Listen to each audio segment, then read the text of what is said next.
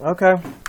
Well, look, what we can do is just record this. I mean, the information is there, and it would be ideal if people could hear you and that sort. I mean, see you when talking about it. It's the benefit here is just like you are someone that has recently gone through the civilian reintegration process, and there are plenty of things that I can do on my end too that will improve the quality of the viewing experience, but we'll just just have the audio experience for them now. So I'm just going to add all of this right now, and we'll go from there. So I think it'll tell me now when it's good to go. All right. So yeah, we are broadcasting now. So Brandon, thank you very much for joining this broadcast.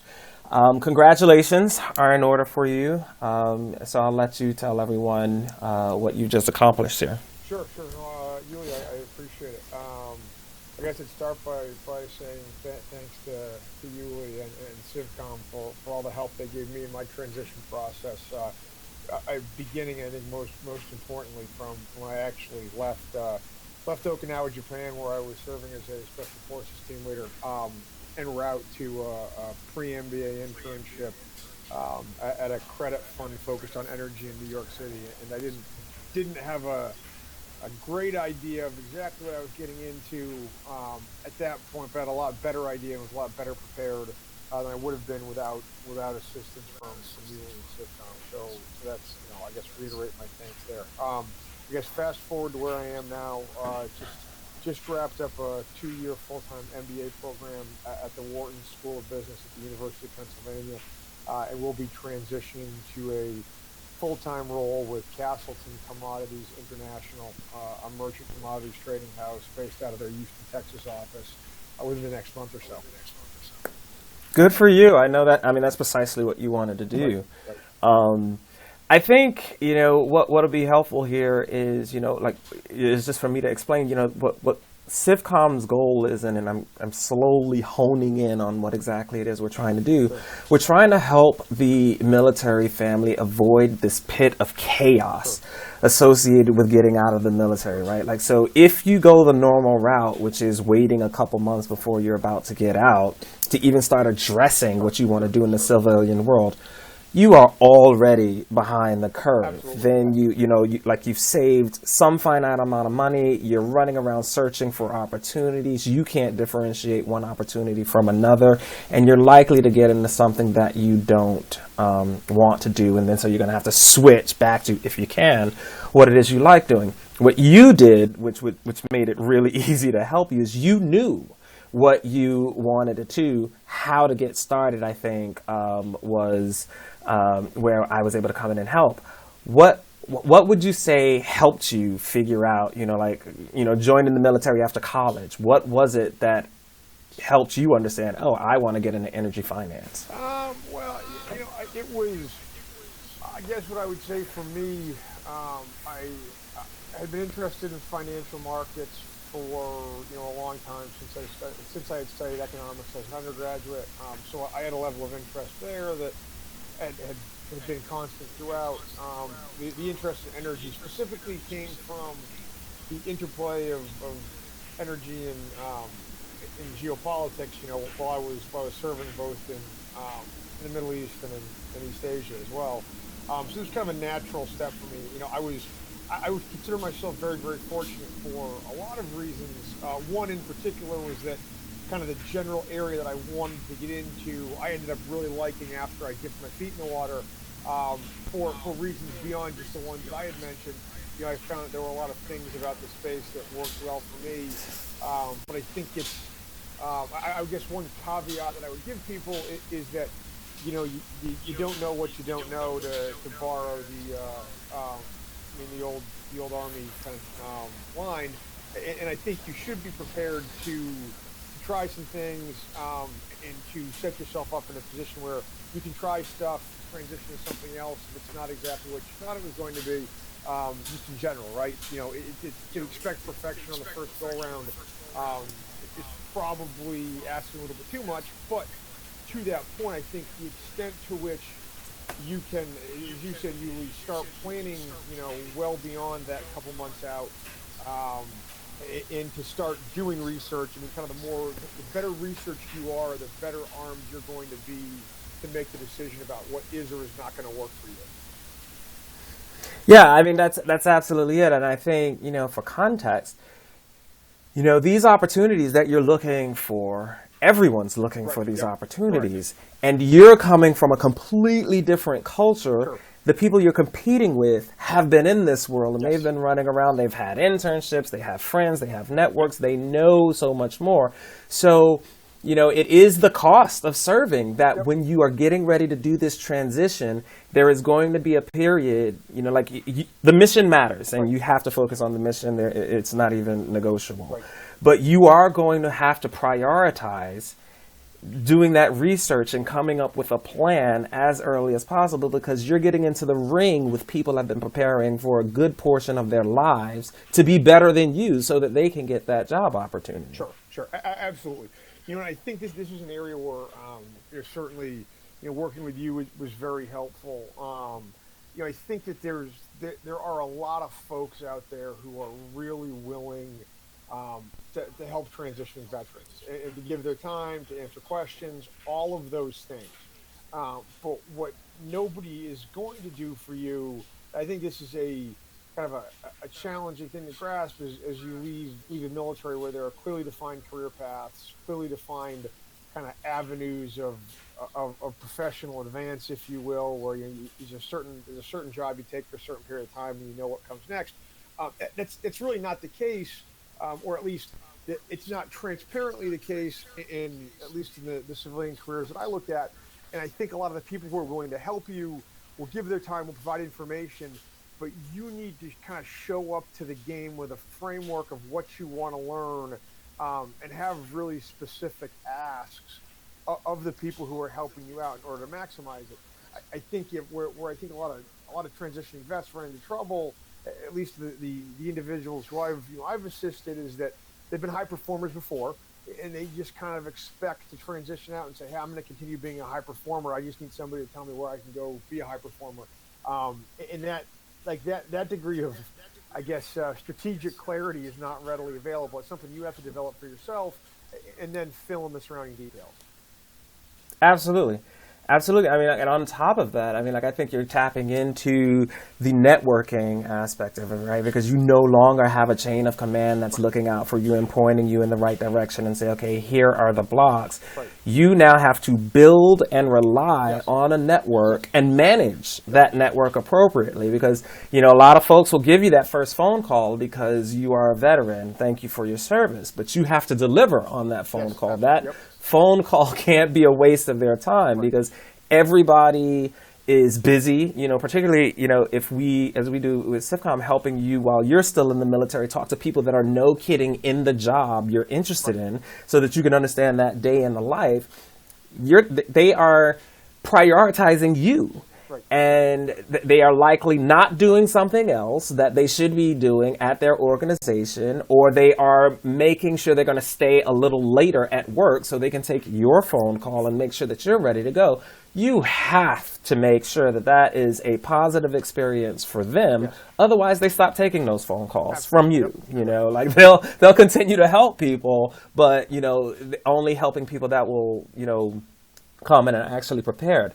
I think also, the notion of self-promotion, right? Like that's not something we get taught a lot of in the military, and it's frankly critical in the civilian world. You don't get job interviews, unless you know how to self-promote properly. And it's really easy to understand how to self-promote improperly. Right.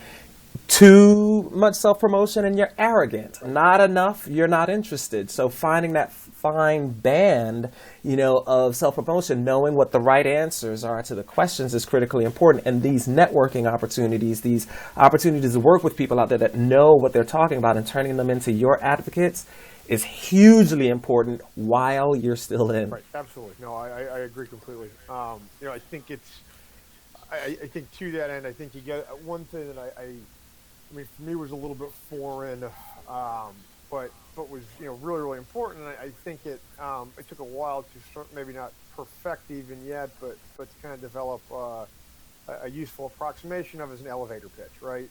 Again, Yeah. I think that's like being able to provide a sub 1 minute sound bite of what you've accomplished, what you want to accomplish, and just your initial sales pitch is really, really important. I can't overstate the value of that to transitioning Okay. vets. No, I think that's really important, and we can, like these are all those things that we can start getting to people Yep. while they're still in, and say, hey, think about this, because this is going to make you effective. Because there's nothing I would love more than everyone getting out with that sales pitch and everyone hiring them, saying, my God, these military people are awesome, capable, and they did all of this preparation Yes. while dodging bullets, or landing planes on ships. Like, they can clearly come and add value to us by managing our spreadsheets, turning our ideas into ones and zeros, or, managing PowerPoints. Right. So, that elevator pitch that's huge. And we can work on helping folks get to the space where they can say clearly, from a career perspective, here's what I'm trying to do, and here's why joining your team to help you win helps me do what I'm trying to do. Yeah, I like that. Thanks. That's pretty valuable. We're going to add that to the to-do list for Civcom. So, I mean, could you just talk a little bit more? I mean, like, thank you right now. I know you're extraordinarily busy, but making something a priority. Like, you've just graduated, you're moving to another city, you have an infant, and you're packing up all this other stuff. Talk about making something a priority, that is important, even though you have a bunch of things going on. Well, I mean, ultimately, I mean, for me, assisting with Civcom's an important thing for me. You were very helpful in my transition. Over the course of my time at Wharton, I was active in the Wharton Veterans Club, particularly as one of our admissions co-chairs. Largely, as I thought it was important to give back to other transitioning vets, in part because I get a lot of great information along the way, but a lot of it was kind of disparate in weird places and took a while to synthesize.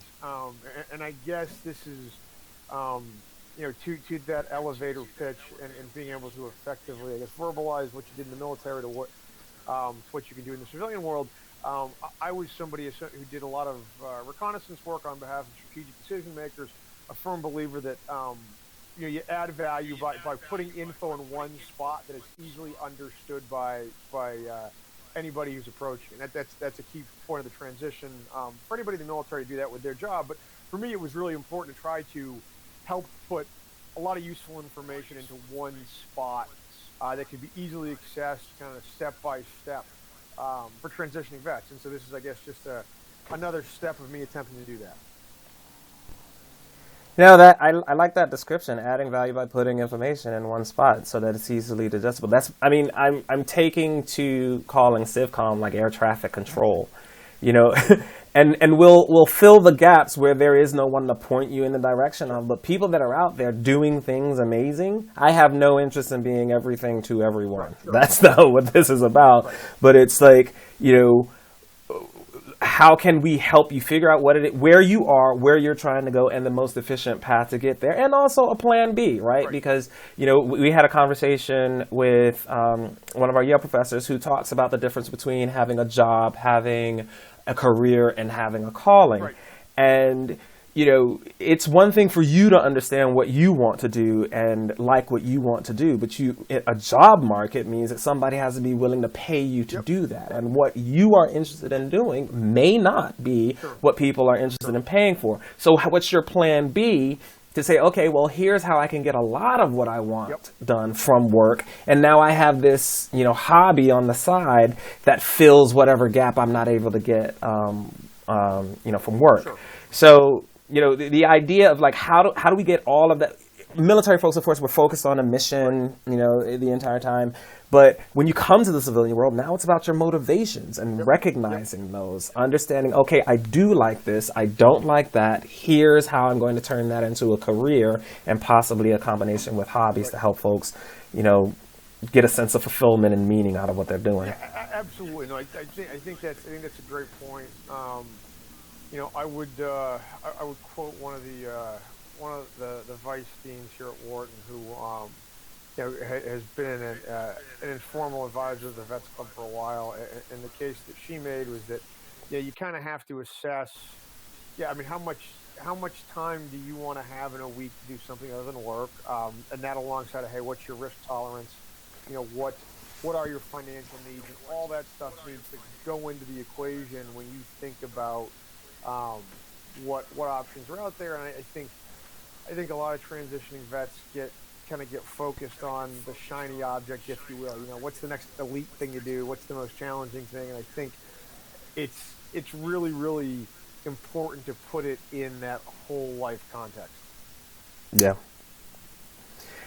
What would you say, like you're married, you have a family, what guidance would you have for current military families in terms of saying, okay, how do we get the service member and the spouse to start prioritizing this eventual civilian reintegration?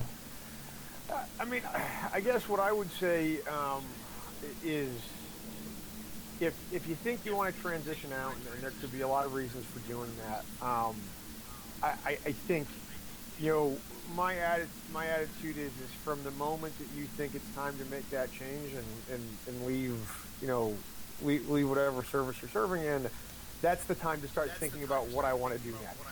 I think you can't start too early, right? Because as we mentioned before, there's a lot of research to be done, and I would say there's kind of two ways to think about this. One kind of starting high level to low level, and one I'd say low level to high level, I guess, in terms of levels of detail. Um, it's important to take care of those what the life necessities are going to be for the first 6 months or 3 to 6 months to a year, and making sure there's a concrete step-by-step plan in place. But also big picture, you have to think about from a strategic standpoint, where do you want to be 5 to 10 years from now? Because you can do I think you can do one without the other, and whichever one you're doing without the other, you could still end up in a pretty negative situation. Right. Yeah.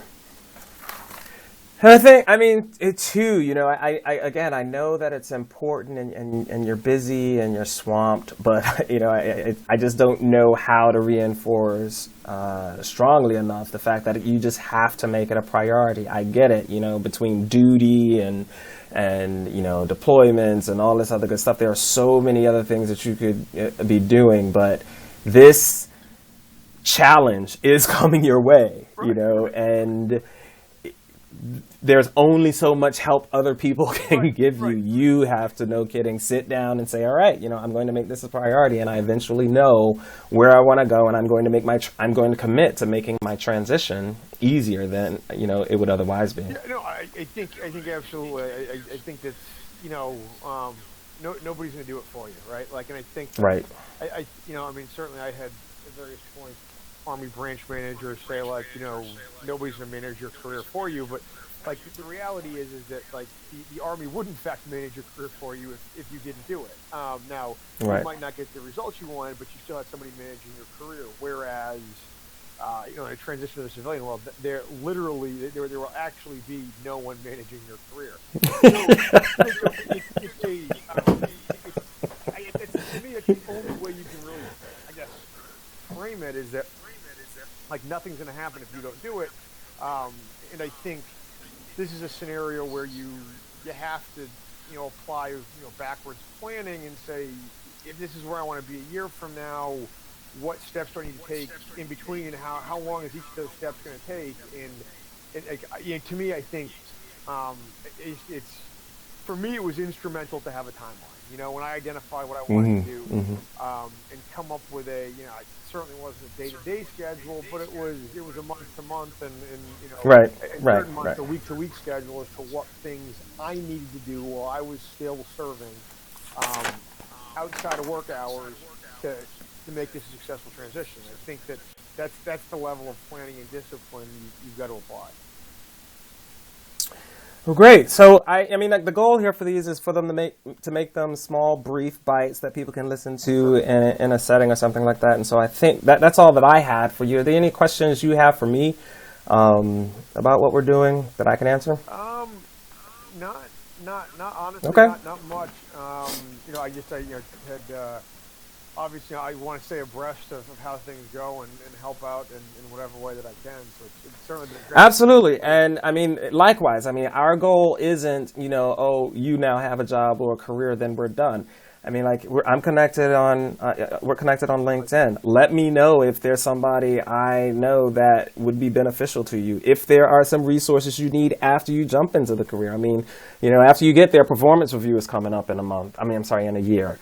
So have you met the right people? Are you working on the right projects? Is there anything we can do to help? Which is the exact same help you would get from any university, right? Like, it's like, oh, you jump into the alumni database. As veterans, we have 22 million people running around, right? So if there's something or someone that would help you be successful in what it is you're trying to do, let me know how we can do that for you, because I'm confident, there are other veterans out there that would benefit from that as well. Will do. All right. So, Brandon, thank you very much. Congratulations again on graduation, and good luck in Houston. I'm going to reach out to you during the summer and see what you like about summers in Houston. The air conditioning. I can't say that now.